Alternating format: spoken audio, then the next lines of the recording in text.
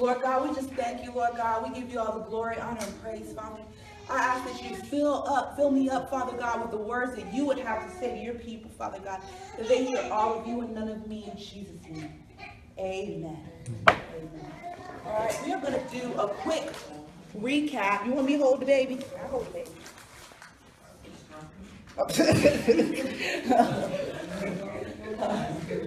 So we are doing a series. Does anybody remember what the series is about?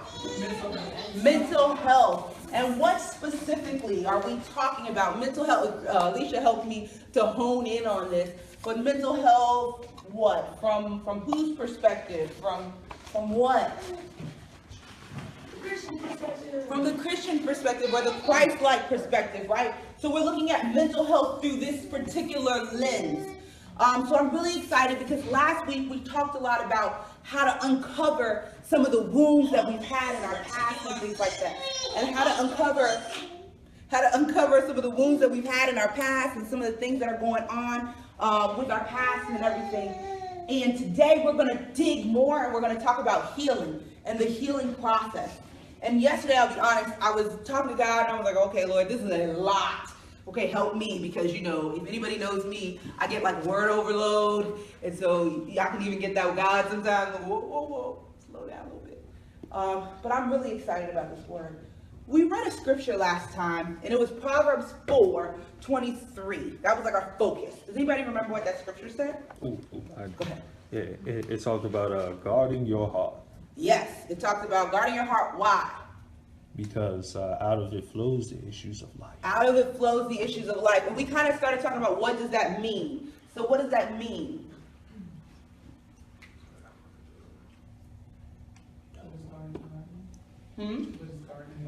Yeah. Keep all evil out. Preserve what's good in. Yep. What else do we talk about? It's a management and a protecting yourself from things that would, you know, deter and can control your emotions. Right. So he said it's a management and it's a protecting, right? So we talked about a couple different words. He said guard, which is manage, to protect, and to keep, right? So it's all of these things. And so a lot of the guarding process happens from the inside. Oh, poor baby. A lot of the guarding process happens from the inside, right? Oh my gosh, wake up guys, wake up, wake up, wake up, wake up. A lot of the guarding process happens from the inside, and it comes from the inside out. And so we talked a little bit about these three parts of who we are as human beings and where this guarding process happens. So what are the three parts? I know this is a recap, but a lot of times we have to make sure that we got the information that was talked about and that we actually rehearsed it. Because one thing that we do is we come to a service and we're like, oh, that was great, you know, oh, praise the Lord. And then we just don't revisit it anymore, ever, throughout the whole week. And then we come back and we know the pastor's going to be on something different. And we can just, it's kind of like, you know, the sequel to a movie that you really didn't need to watch the first one for. It's like, it's cool, the pastor's going to do it. Nah.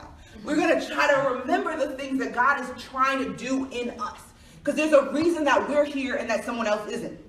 So God is trying to do something with us, which means that the information he's trying to get to us, which means he's trying to do something. So we got to remember it. So what were the three parts of a human or a person that we talked about yesterday, last Sunday? Body, soul, and spirit. I know that's right. So we got the body, we got the soul, and we have the spirit. When we talk about guarding our heart, where does that process happen? The soul. The soul. How do we know?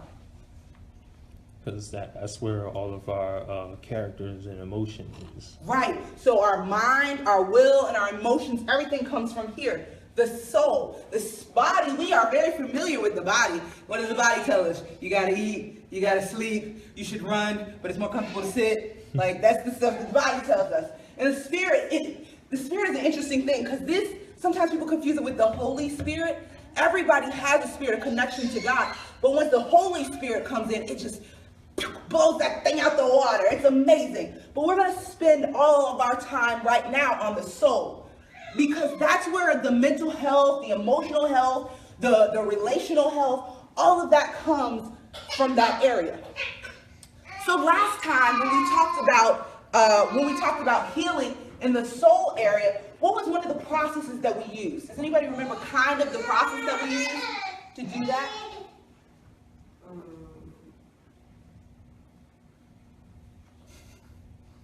Woo! The process that we used. Identifying the behavior, right? Identifying the behavior. So we went back. We identified a behavior that we didn't necessarily feel comfortable with that was happening in our life. Maybe we're screaming and hollering at people. We can't, every time we get upset, we curse, and then we're like, why did I do that? Whatever it is, or procrastination, whatever the behavior is. And then we followed that behavior, and what did we find that it was ultimately attached to?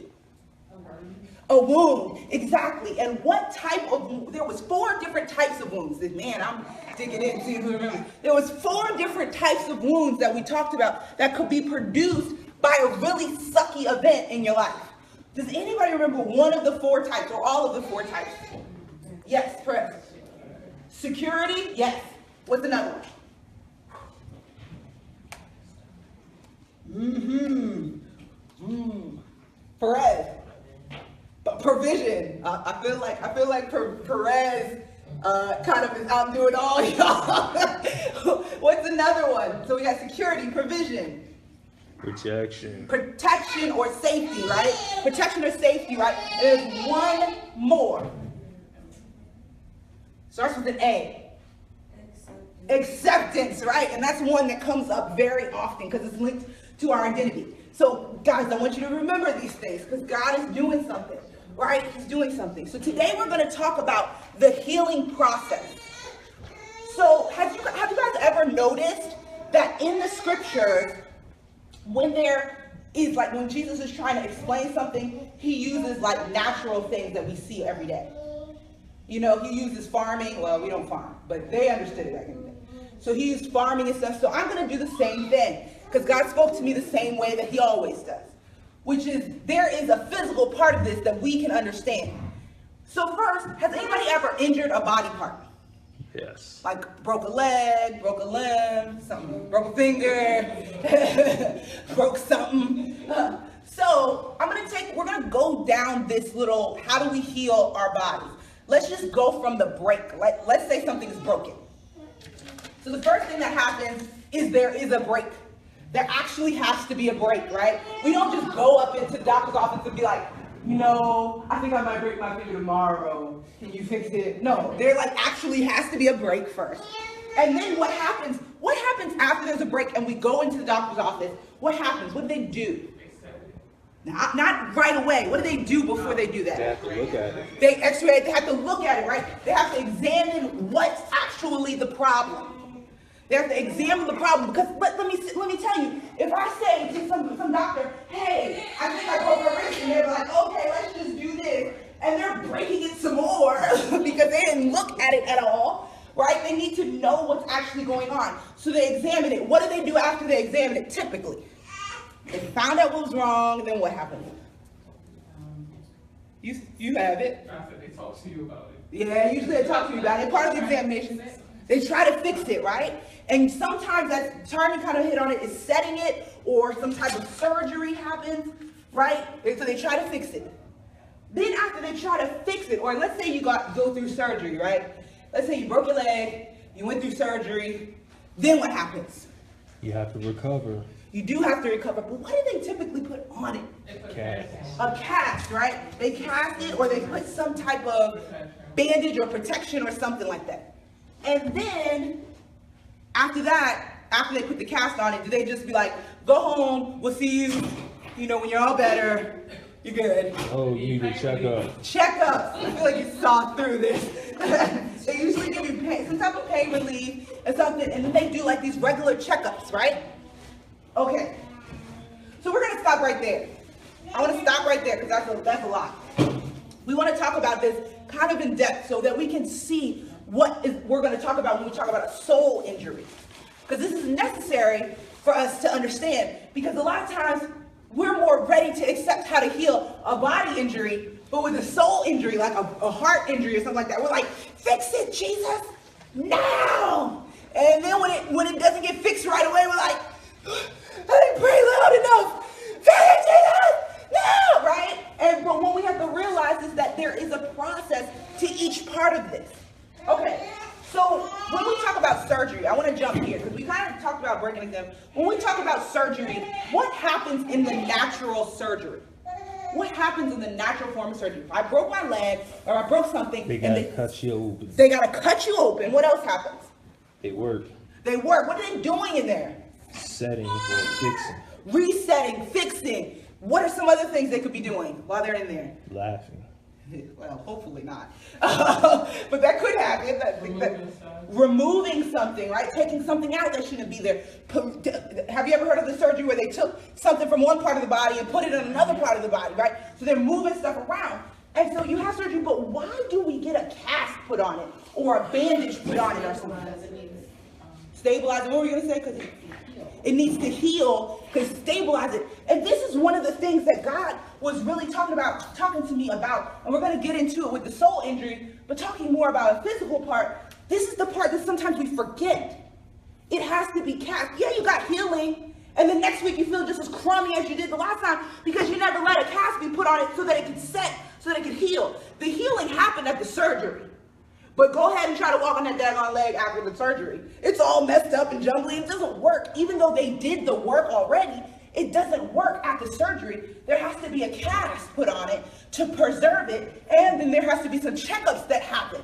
But because a lot of times in this realm, we want it to happen so fast, we're like, okay, I got the surgery, I'm ready to go. And then we try to do something real quick, try to change the world, and then we're all broken up, and we thought, I thought I got healing from this already. I thought I was finished. Why is this coming up again, right? After the checkups, eventually, the cast gets removed, right? The cast gets removed. After they remove the cast, is that the end? No. No, why? What happens after they remove the cast? Well, you need to be able to learn or relearn how to use it again. Yes. So there's usually some type of therapy, right? Because yeah, it's healed. Yeah, you know, the leg is not broken anymore.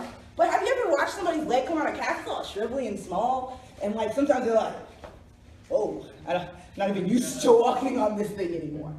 And so then therapy happens. So a lot of times we may get through all of this. Say you have a broken leg, you may get through all of this. Try not going to the therapy. What happens if you don't go to the therapy after something breaks and it gets healed? Has anybody tried to use something that, you know, it was healed, it was set?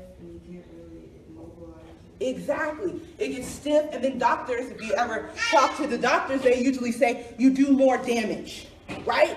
Yeah, sure, you went through all this, but if you don't go through the therapy, you do more damage, and it doesn't become functional. Yeah, it's not broken anymore, but you can't use it. Yeah, it's not broken anymore, but it doesn't straighten. Yeah, it's not broken anymore, but you can't walk. Like, that doesn't do us any good. So this part is important. I want to show you the similarities that God showed me between a bodily injury and a soul injury. Our soul injury is when, you know, we had some type of a trauma or a hurt or even a lie spoken to us. And that kind of resembles that break. There's a break where there's a wound that happens. It's a hurt and or a lie. There's a break and there's a wound that happens. It's much more difficult to understand the soul injury because it's not visible. It's easy to ignore. Why is it easy to ignore? Because the body injuries are something people can see. And let's be honest, we're really concerned about what people see. A lot of times they can't see this part. So they can't see the hurt, they can't see the lie, they can't see what's going on in the wound that was produced. Then we can hide it pretty good. And usually we do. And it just makes it what? Worse. Makes it worse. So then after we figure out, hey, there's a hurt and a lie, we go through a very similar process. It's not just, oh, I'm hurt from this. If there's no examination that takes place, we don't know what the hurt is doing to us. We don't know how it's showing up in our lives. So we can say, heal me, Jesus, which is great. I'm not saying just can't heal. We can say, heal me, Jesus, and we would never know if we got healed or not. Because we don't even know what the injury did.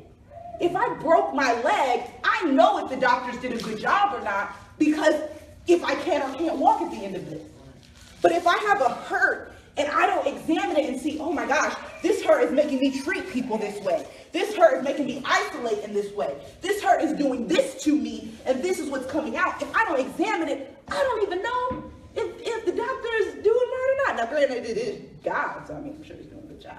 But it's great to know what's going on. After the examination comes the surgery. And with this soul injury, the surgery part, we're going to talk a little bit about it. And Carlton talked about it a lot last time. Is surgery is not typically comfortable. Like, it's not like, you know, come on, cut me open, take stuff out and remove it. Put you under anesthesia because you can't handle the pain. Exactly. So typically they put you under some type of anesthesia. If you ever had a C-section before, chances are you don't want one again ever. Like, I mean, I get it. It's beautiful. However kids get here, it's great. But you don't want one of them suckers again because it's not like comfortable. And the same thing goes for a soul injury or a heart injury or, you know, something with our emotions. It's not comfortable. A lot of times we misunderstand God so much because we think that everything he does is going to make us happy and it's going to make us comfortable. Nah, that ain't how it works. Everything that he does is going to make us better, but not comfortable or, you know, whatever. So then after the surgery, a similar process happens. And it's the casting process. It's easy to understand the casting process from a body injury part. But what is a casting process? What do you think the casting process would be for like an invisible injury like this? Like, you know, a wound of acceptance or things like that. What would a cast look like? Yes? The thing that was going through my mind, even with the body injury and the casting and the protection, is the time component and being still. Because I know for me and a lot of people I know, we, like you said, want to get back into the thick of things. And God is saying it's just your time and my time. Yeah, exactly. Hey! Woohoo! Hello! Yeah! We prayed y'all up in here. Don't you be apologizing, girl. Life happens. And life is okay. Yay! Woohoo! So recap real quick for everybody, because I know that, you know, y'all weren't here last time. I'm telling you, the tease was on a roll last time. So I'm going to recap for that. So what we were talking about really quickly, I'm going to run through really fast. I can talk fast, but I'm going to go through it. So we were talking about injuries. We were talking about how to heal from an injury and this whole system of healing from a body injury. Now we're talking about healing from a soul injury. Oh, Babuda, you need back shoes? You gotta love motherhood. He says healing from a soul injury or like a broken heart or things that we call it like that. And we talked about the hurt, the lie, how we have to examine it, surgery. And then Asia was just hitting on something. When we cast it, it usually requires some time or some stillness. What else do you think about when you think about casting it? Restrictions. Restrictions. So like you can't, you know, necessarily if it's a soul injury, like there might be places you can't go and you should avoid. There might be people you need to stay away from or activities that you were doing that you need not do. Exactly. And the funny thing about it is that these restrictions don't necessarily mean forever. Right? So there might be a season where God says, I'm healing this process. I've done the surgery. I need you to stay away from this situation for now. Right? But then it could be a process later on where he says, now I need you to go back. So we have to be able to, okay, God, what you want me to do, right? What else do you think about when you think about casting a soul wound or like a hurt or a pain that's not physical? Yeah. I just also think about being immersed in God, because it's like you were saying earlier, kind of with the prayer, you pray for a job, and then like, let me go for an application. And are you really letting God heal? Because that's the part we don't understand. We really feel like we have this power. We have the will to give God the power. But I think a lot of people that points that it's not your power alone that's going to help that healing process. That's so true. That's so true. It is this is a tough, because of the time, because of the stillness, and really because of the restrictions, because let's be honest, we don't want no restrictions, we want to live our life, we want to live our life. So because of these things, it makes it difficult. Yes. Also, like casting a soul injury, it's a level of like isolation or loneliness. It's like you have to. It's like not a bad thing to be like alone sometimes, and you have to be a way to heal sometimes. Yeah, so sometimes it does require, hey, more time with God, more time with me, as opposed to sometimes how we try to heal our own wounds is, let's just go out. Come on, girl. Come on. What you think about my problems? Tell me about it. What you think about my man? He's up, right? Like, I'm not saying everybody thinks that way. People looking at me crazy. Just me? Okay, praise God. Anyway, but sometimes we do that. We try to get around people to make us feel better. But God is saying, actually, in order for me to cast this and for the surgery to set, right? Yeah, yes. For me personally, the cast was my wilderness. It can resemble a wilderness. And I'm so glad you brought it up, because if you think about the children of Israel, they were set free when they left Egypt, right? Now they gotta undo everything they learned in Egypt, set that thing before you go into promised land. Yes. I hate to ask this, but I'm a little confused about surgery, because with me, I usually examine the situations, and then I'm already setting my cast. I'm like, okay, I need to do this, I need to do that. So I can't even think about what surgery is. I just need an example. Yes. Oh my goodness. And we're going to talk about it a little bit over here too. But somebody tell me, what do you think surgery is? What's the difference between cast setting and surgery? Extraction of right. whatever is going on. Extraction. Y'all know I can't spell. Of the pain. And then you have That's to right. replace it with the good part, so to speak. So it's like if you're removing stuff, you have to replace it with the correct thing. Right. So, and I'm glad she mentioned this, because this is what we do a lot of times. Like, we'll see, oh, I don't like this behavior that I'm doing, right? And we'll jump to a cast, say, okay, in order to change the behavior, I can just stop doing this, I'll stop yelling, I will, or maybe I'm procrastinating, I'll just write a to-do list, and I'll do this and do this and do this, and I'll try to set this cast, but the wound never got touched. Why actually am I doing this? And if it's a lie, or if it's something that somebody has said about me, something I believe, have I gone back and took the lie out and replaced it with anything? Right? It's such an interesting process. Yes. I'm sorry, I'll let you finish. No, it's good. But I heard what you said, there's a song, I love this song, and it says I need you to do surgery on me. And the thing that's coming to my mind is that it really is, an open heart surgery for the soul. And it's like you say, you examine it and you want to start casting, but it goes back to that part. You can't leave God out. You can't start casting, because the surgery part is really getting rid of all the pus and the boil, all those dark things in your spirit. It takes that time to get rid of it. And then like Dominique said, we do just the replacement behavior, but we don't do the meditation and the changing. If we only do the replacement behavior, we really haven't undergone the surgery. We've just done the casting. But if you get all of that out, whether it's, the behavior you don't like about yourself, being organized, or just being a control freak. I don't remember, someone said that last week. But the surgery part is just really opening yourself up, opening your heart up, and letting it out, and then letting God fill it in. Because if we fill other things back in, that's not a successful surgery. That piece about God is so important. And then that's where your faith comes in. Because of course, if you don't believe in God and you're doing your own surgery, you won't be back under the knife. True story. Hey, with the little people, they can come in, they can play right here. It's okay. Alicia, CJ, Alicia, they can come in. Why mom? We always want to be like, Just snatch I'm just her gonna up. go out. They can walk anywhere they want to. Shoot, they can come up here. They little, they short. We can look over their head. I just don't want you guys to feel like you have to isolate yourself, because they're babies. Or you can say out there. I don't want to force you. But yeah, so everything that you guys were saying is so true as far as the surgery and the cast and what the difference between the two are. And then let's just keep going. We're going to talk more about surgery too, Mel, because that's where we're going to spend most of our time today. Yes. We forgot something that was really important.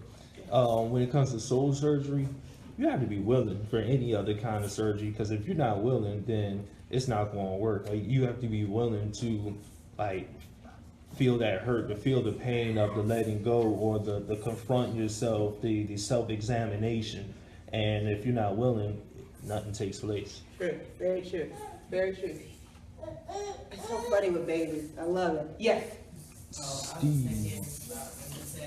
I got you, Steve. Surgery, if it's going straight to cath, if you think about it, in the process, the removal of the cast comes up.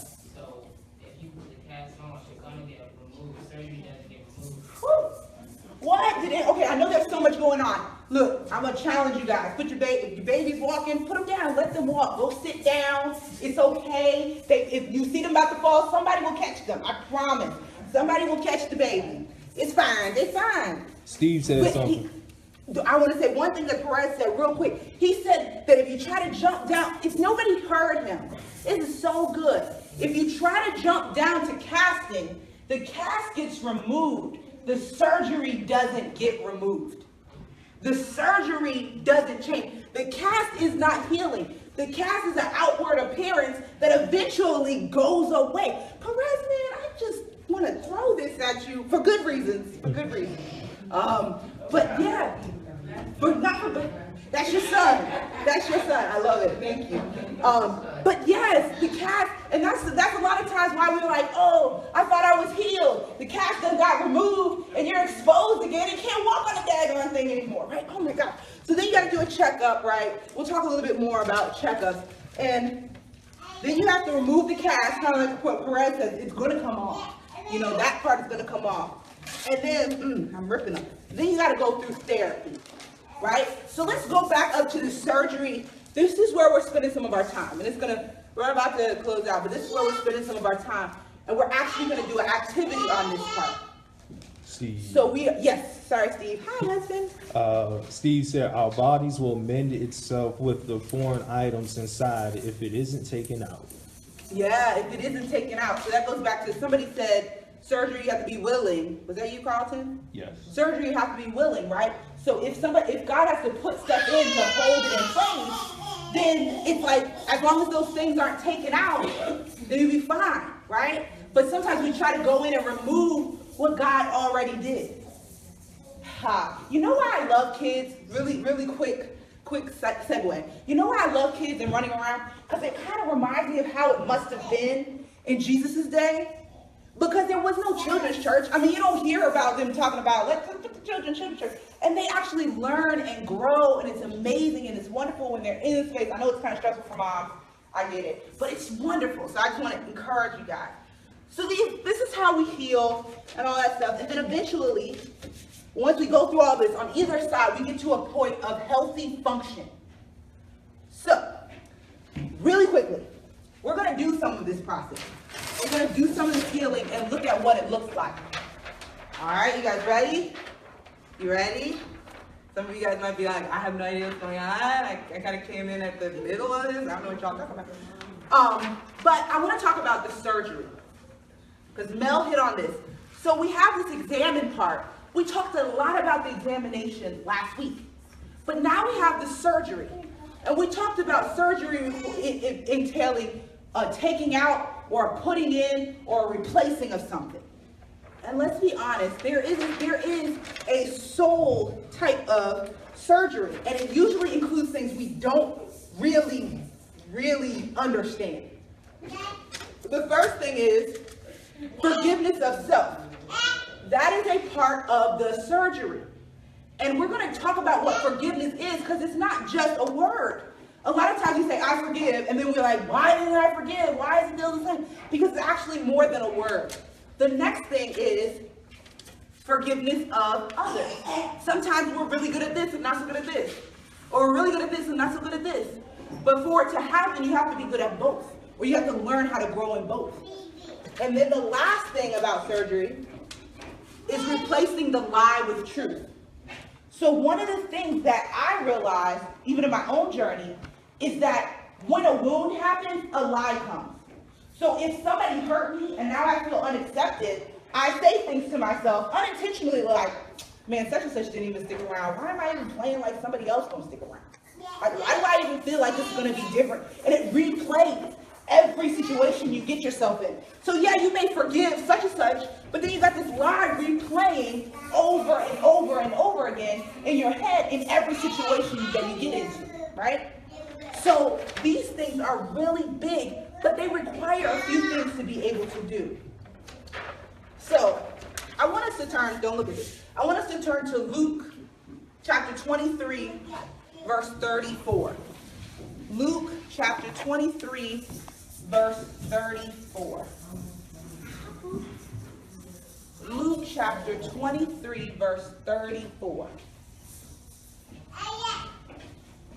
Oh, wow. Luke 23, 34. Oh, I put it up right now. Luke 23, 34. Luke, one of them gospels. Matthew, Mark, Luke, and John. He's one of the homeboys. Oh, no, that's weird. Okay, fine.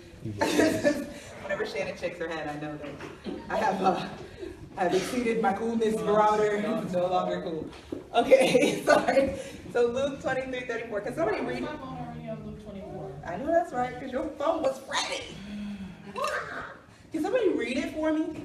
Jesus said, Father, forgive them, for they do not know what they are doing. And they divided up his clothes by casting lots. This is funny scripture to me. Not funny, it's actually horrible. But does anybody know what was going on? What was he asking God to forgive them for? For killing them. For killing them. Where was Jesus at this point? On the cross. He was on the cross, currently dying. And he was saying, Father, forgive them, for they don't know what they're doing. And then they go on to say, as they divide up his clothes, like, just because he forgave them doesn't mean they changed. They were gambling over who was going to get this dying man's clothes in front of him. Like, that is crazy. But do you notice something about the forgiveness that he did? What do you notice about what he said? They don't know any better. They don't know any better. What do you notice? Let's read it again. Can you read it again? Then Jesus, Even if you can't find it, it's fine. Just read it. then said Jesus, Father, forgive them, for they know not what they do. And they parted his raiment and cast lots. So he said, Father, forgive them, for they know not what they do. What was something that stuck out, or a question you have, or whatever, on what he said? Father, forgive them, for they know not what they do. He was praying that God forgives them because they They didn't know what they were doing, and he was praying, asking God to forgive them. Yep. So it's almost like he took the fault away. Like he didn't say forgive them because they're evil. He was saying forgive them because even though they're doing evil things, they're not of that. No. That you're right. They're good. You're good. Yes. Now also, he was God, so he knew better from the jump. And his whole time there, most of them didn't know who he was anyway, or didn't believe. And because they didn't know any better, he really couldn't hold them accountable for that anyway. So it just shows not only just that mercy, but it shows like a true level of justice, saying, you don't know. Exactly. This stood out to me because what I would do is like, I forgive them. Nothing comes out after that. I forgive you. It's cool, I forgive you. Nothing after that. But Jesus was very specific. He made sure something came after that. It wasn't just, oh, I forgive you. Something has to come after that, yes. It's like, the teaching community where we always say, apologize, and it's like, for what? Right. It's not just the who, but it's the how. And we acknowledge, like they don't even know what they're doing, because it's really hard to have that true feeling if you just say, I forgive you, but you're not acknowledging the problem, because we are so famous for sweeping things under the rug. Exactly. And Carlton hit on something. I don't even know if he knew he hit on it, but he said, Father, forgive them, for they don't know what they're doing, because he's God, and he understood that there was something more to it than they're just trying to hurt me, right? That's the piece we miss. God, what do you say about this? Why did they do this?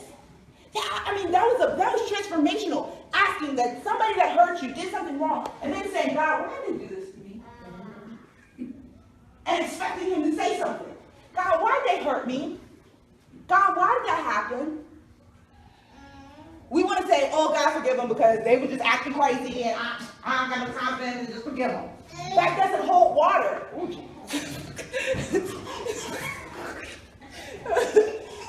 Facebook, you gotta be here to laugh like us. But no, she good. But we often say, Father, forgive them because, and Charlie hit on it, and we say all the bad things they could have done. Father, forgive them because they didn't treat me right. Father, forgive them because they didn't love me like I should be loved. Father, forgive them because they lied on me, right? But when we remove the debt, actually I think it was you, when we remove the debt off the person and figure out what does God say? Why did you get hurt? Has anybody ever asked God that question? Why did they do this to me? Yeah. Did anybody ever get an answer? Don't say it yet. Yeah, I know you did. I remember your process. Amen. So that is a very important piece to this forgiveness. The same thing goes for forgiveness of self. God, why do I keep doing this to myself? God, why does this keep happening? Let God tell you. Let God say what we're forgiving them for, because a lot of times we think we know, we have no idea. Jesus on the cross said, Father, forgive them, not because they're hurting me, not because I'm on a cross, not because it's stuff, because they don't know what they're doing. If they really understood that they had just nailed the Son of the living God on a cross, if they really got it, come on, who would do that? Right? Even if you didn't like the man. I mean, there was some, but even if you didn't like the man, it's just like, if you knew this is really God's Son, and if you knew actually exactly what you were doing, you wouldn't do it. And Jesus actually recognized that. Me personally, if I was on a cross, like, first of all, Father, forgive them would be hard to say. And then second of all, if I did say Father, forgive them, it would generally be followed up by, because these idiots done nailed me to a cross, now I'm bleeding out, they done killed me. Like, but he did something different, yes. Also, it was kind of ironic because he was put in a place that only criminals were killed as, and he was blameless. And even you know, when people chose him, chose a Barabbas over him, it's like, do you want to let this man go who's murdered, or this man who has done nothing wrong? There's the exact word was, there was no fault in him, and he still died a criminal's death. And that was just interesting because he was forgiving criminals and taking a criminal place. Yeah. I mean, what actually happened to Jesus, like, sucked really bad. I mean, you're talking about somebody that did nothing wrong, and the only thing that followed him were healed people. Like, you know what I mean? So you're talking about somebody who did absolutely nothing wrong, and then they did the same thing. And that might be your situation. A lot of times we say things like, oh, it's Jesus, but that might be your situation. A lot of times people's pain comes from childhood. You were, oh.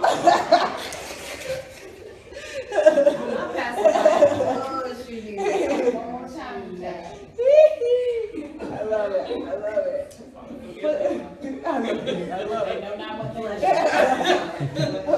But a lot of times we say, oh, Jesus went through all this, but sometimes we've gone through similar things. For instance, being born, and then, you know, you're born into a community of hurting people, and next thing you know, abuse, all this type of stuff, and you're just like, I didn't even do nothing. I just got here. Like, I just literally came out and the job, whoa. So it's very similar to Jesus in the sense that I didn't do anything, actually. There was no death or anything that followed me or whatever. And even if it was, I didn't do it. You know what I mean? Like, I was just here. And this happened to me. And I can tell you that a lot of people in this room have probably experienced the same thing. We don't realize that Jesus, when we say he died on the cross and all that stuff, he actually did it so he could experience some of the things that we're experiencing. When people don't treat you right or things don't go right or whatever, and you're like, I actually didn't do anything, right? That is what he experienced here. So we're going to talk about this whole forgiveness of self, forgiveness of others, and replacing a lie with the truth. And we're going to do an activity. And we're going to talk about how to do this. Before we get into the activity, there's one more thing I want to talk about. Forgiveness of self and forgiveness of others requires that we hear from God. It like requires it. How many people say, that sounds great, but I don't know how to consistently hear from God. Or I don't know how to hear from God about me. Or I don't even know if God is talking. Does anybody feel that way? Or, okay, I'm glad I got a hand, because sometimes people are nervous to put hands up. I'm glad I got another hand. Because when we say this, people want to be like, oh no, I hear from God all the time. He's sermon on the mount all the time. You know, it's cool. I hear him this way, I hear him that way. I was going to say, but at the same time, I know with you know, my situation. With my situation, I didn't know I was supposed to forgive myself. So what I was hearing didn't go along with, because I jumped from forgiving myself to trying to forgive him. So what I was hearing didn't go with what I thought I was supposed to do. So I ended up staying in my mess a lot longer. Right. And you know, that's a piece for me too. Because sometimes we don't hear God all the way. We cut him off too soon, or we try to quickly get to the answer. But let's be honest, the majority of people that come to church and believe everything, may kind of have questions, don't really know what you mean when you say, hear God. Like, well, I mean, is it gonna sound, son, my son, do this today, go. Like, is it gonna sound like that? Or are we talking about like, an angel's gonna show up in my dreams and tell me what to do? How many people had angels show up in their dreams and tell them what to do? I mean, that happened to me once in my whole life. I'm 30. I've had visitors. Visitors? Yeah. So it's happened, but does it happen every day? No. Absolutely not. It happens like, even the people that it does happen to. Come on now, if that was the only thing I had to go by for my relationship with Christ, I'd be struggling, because that happened to me one time in 30 years. I mean, that's awesome when it happens to you more, but it doesn't happen to you every day. And how about this? How many people in here, and this is for people that think this is happening, how many people in here, God says, my daughter, my son, Like you got rebirth. do this today. Does that happen? Has it happened? No sermon on the mount? You know, no. But you know what? It's so funny because people come into church and they hear all these great things. The Lord talked to me about thinking, I'm behind. Oh my gosh. Well, how do these people hearing God? Like, and they're looking around like, did he just talk just right now? Like, am I missing something? Yeah. I've heard God talk to me through like a television show. Yes. Yeah. And not his voice, but literally like I'm watching something and I'm like, Gotcha. yes. And it's so funny. This is why I wanted to clear up, because this is what we need for this activity we're going to do. We need to know how to hear God. Because a lot of times we're looking for the angel to show up, or we're looking for this really big booming voice that they play in the movies to come out from the blah, blah, blah. And that doesn't happen often. Yeah. I was just back there thinking, the thing though that we do get to remember is where, we reference the scripture, and the scripture tells us God uses people. That's why you need that relationship, because a lot of times I hear God through people. You just have to have that, discernment, because I don't typically get to do. It doesn't typically happen. Supernatural stuff. It doesn't. And one thing we have to understand, a lot of times we're comparing the way God spoke in the Old Testament to the way God spoke in the New. But something very important happened that we need to make mention of. What happened in the New Testament that turned everything around? Jesus died, and then what happened? Veil. He came back, and then what? He left his Holy Spirit. God doesn't have to come to us on a mountain. Why? Where's the Holy Spirit? I know it's kind of crazy. It's inside of us. That's why I can hear God through other people. Same Holy Spirit. Same Holy Spirit. It's different. So how do I hear God? Turn to 2 Timothy 1:7. Then we're going to do the activity. 2 Timothy 1:7. How do I hear God? You have to train your ear. This trained my ear. Because let's be honest, we don't know every scripture by heart and know how to do this. But God gave us a really good key right here.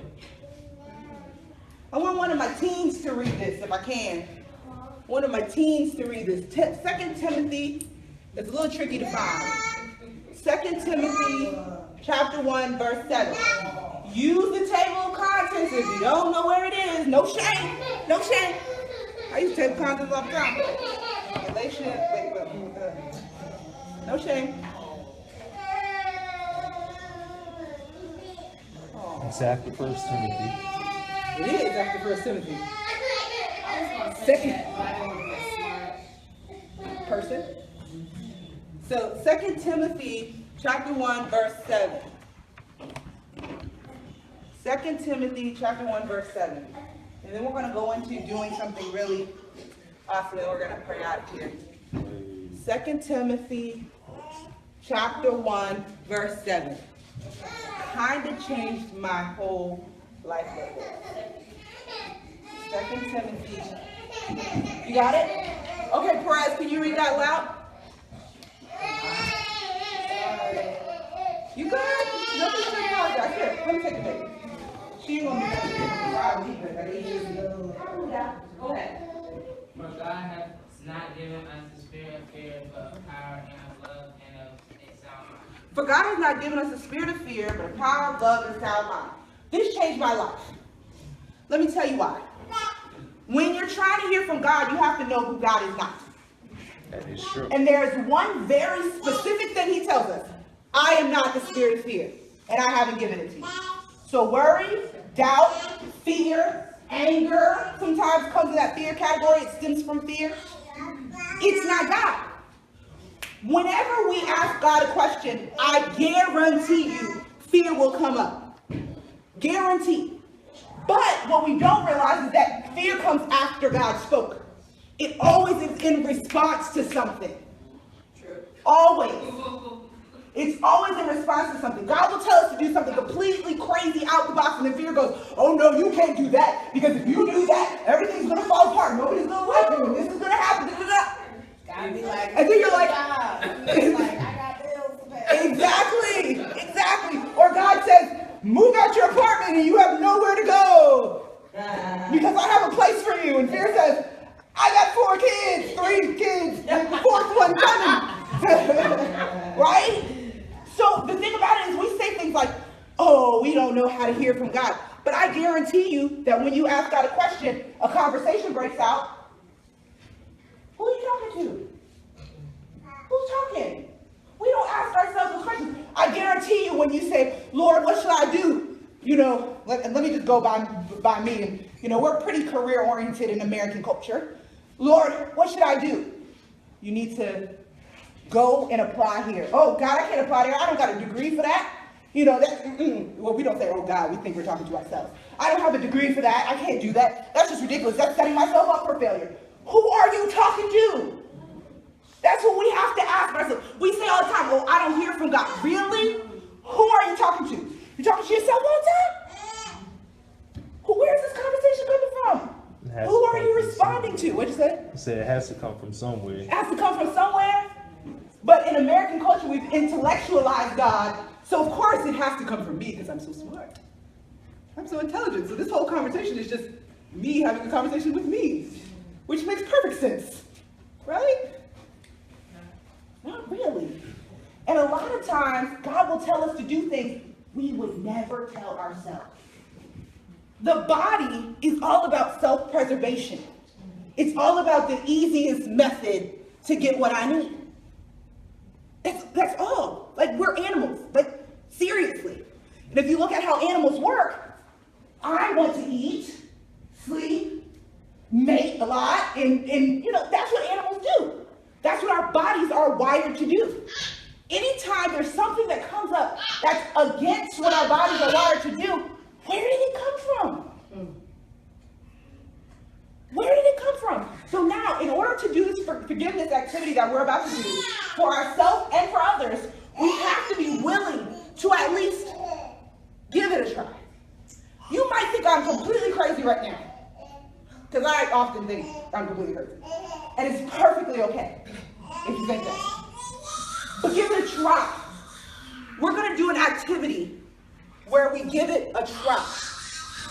So if you were here last week, and most of you guys were, if you were here last week, you can do a quick exam if you don't remember. So what is the wound? What area do you have the wound in? Is it in acceptance, security, safety, or provision? How was the wound produced? What event happened in your life? We talked about them last time. And then what is the message that was produced? Once you remember those things that we talked about last time, we're going to start an activity. So the activity is going to be about forgiveness. And it's going to be one of those silent activities where we actually listen to God. Like, not Dominique, because I clearly can't tell you the answer because I'm not God and stuff. You know what I'm saying? I'm trying not to sweat because this ain't a relax, y'all. This is a blowout. And I'm like, oh, I'm trying to keep it a little longer. But anyway, so that's what we're going to do. So take about 2 minutes, go through this, and then we're going to do the forgiveness activity. We got a few minutes left. So a quick exam. Where's the wound that you have? Is it in the area of acceptance? Do you feel like, you're like in the area of acceptance, security, safety, provision? How was that wound produced? And what is the message that was produced with the wound, or the lie, or the weed, whatever you want to call it, that was produced with the wound? If you were not here last week, or you don't remember, ask the person next to you, because I think everybody's sitting to at least one person that knows what I'm talking about when I'm talking about these wounds. Good God, she's heavy, girl. She got, whoo, she's thick of them. Oh, goodness. So everybody take a moment, even if you know it. We're going to talk about it for like 2 seconds, but take like 60 more seconds. You don't want to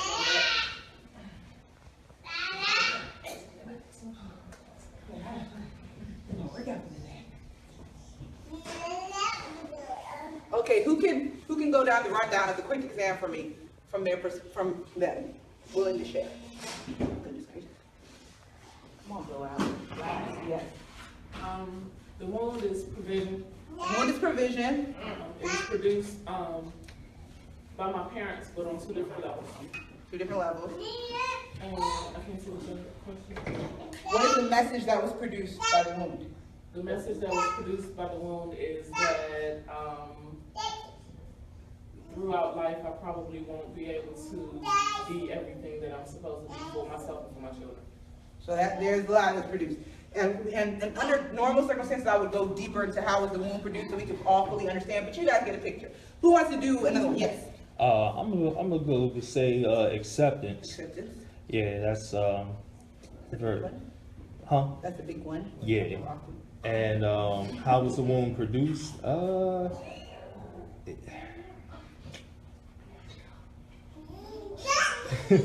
It's just even now as a grown man, it's still kind of socially awkward and a lot of places for me, and even in learning the difference between tolerated or really wanted. But acceptance is very few that I found is that when you talk about looking at the spirit and like knowing, very few people know each other for real. This is like where did that over. start for you? For me, that started like young. And With whom? With whom? Father, church family, friends, and like the message that I got from that, recently is God was rejected. He's rejected every day. And 1, I'm not alone, and 2, I'm really not alone in that because God sees and knows. And So that's awesome. It sounds like you're talking about a healed area. Mm-hmm. Because if you're getting what you said, the message I have now mm-hmm. is that God is, which is awesome. We're talking about an area that's not so healed. Oh, that's a message that is replaying that's not so Christ. Let's be honest, they happen. Like, if it was a different situation with Carlton, and acceptance was my area, and the wound was produced by my father and by church family, and the message that I keep hearing is, they don't understand me no way, so why I keep trying to have relationships with these people anyway? They ain't gonna get me. Okay, where I am now is security. I hate losing things, and especially things that are beyond my control. I not a control freak, but I hate not being able to say, hold on, there's something I can do about this that can change. Where did that come from? Where did that come from? Hate losing things. Somebody take something from you? Did that come from like a root cause of like, in my past this happened? Things like relationship things or?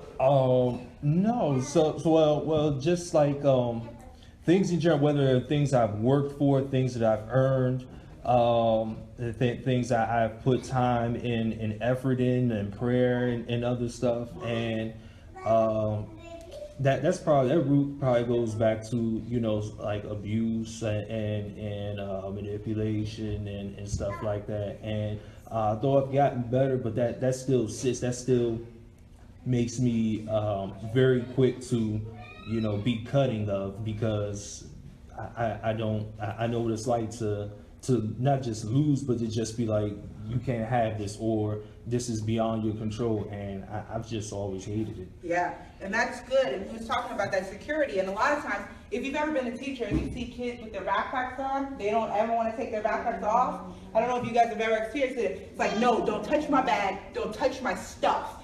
Sometimes that is an indicator of abuse.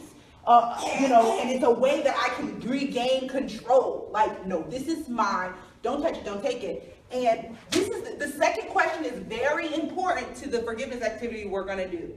So don't make it vague. What actually happened? What actually happened? Why? Because if you're not willing to say what happened, you can't forgive nobody. Jesus had to look at the people killing him to be able to forgive them. He couldn't be like, this isn't happening. It's cool. I'm good. The more you close your eyes, you cannot effectively go through the surgery of forgiveness if you're too afraid to look at the issue and the hurt that happened. Yes, ma'am. No, Go ahead, yes. mine's under acceptance. Acceptance. And the one abuse, was definitely from childhood. Just neglect by family. So often, like my sister leaving me, or being isolated, misunderstood, left behind, mocked, just was different. So the message that was produced was that I don't belong, I don't fit in, like I have no purpose. Yep. And a lot of times as believers, we try to be like, oh, no, I know that's not true. But in the message, if the lie is uprooted, it replays and replays, whether you want it to or not. And then you develop these defense mechanisms. Okay, great. So what we're going to do, yes. I had another example. Yes. I actually don't know where it falls under. Okay. I'm glad. The wound is, I never felt like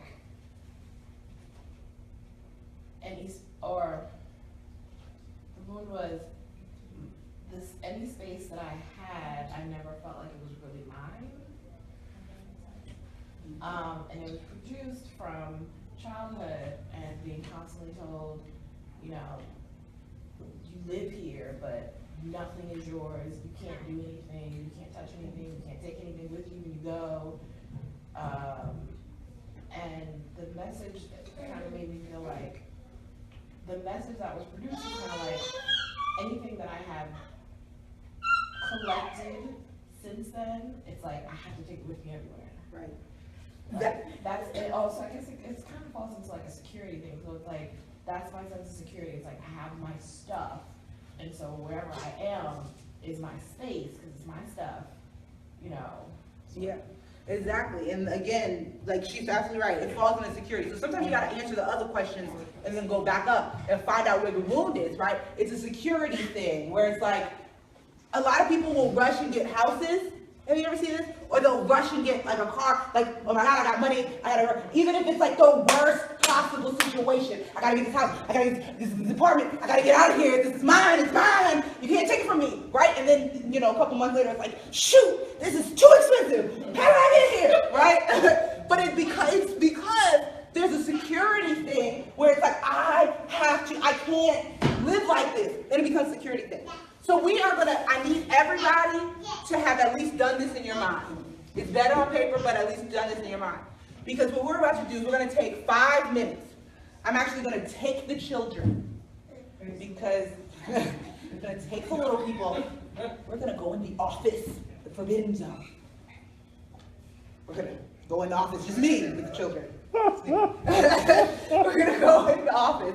And what I want you guys to do is focus on these 2 areas.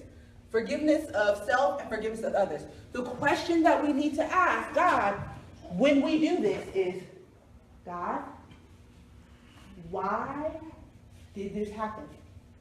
Why did they do this? God, why am I doing this? We have to ask God, And we have to understand that one voice is going to come up all about self-preservation.